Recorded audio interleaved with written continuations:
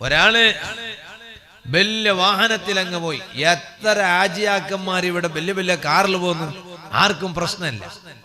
ഒരു ഉസ്താദെങ്കാലം ഒരു വലിയ കാറിൽ പോയാൽ അപ്പ ചൊരിച്ചിൽ തുടങ്ങും കുറച്ച് ആളുകൾ.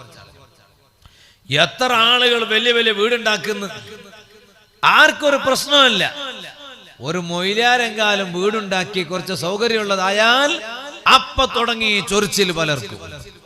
സുബ്ഹാനല്ലാഹ്. ഞാൻ പറയുന്നത് അതൊക്കെ എന്താണെന്നറിയോ?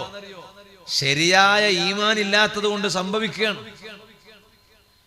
ശരിയായ വിശ്വാസവും അദബും വിജയവും ഇല്ലാത്തത് കൊണ്ട് സംഭവിക്കുകയാണ്.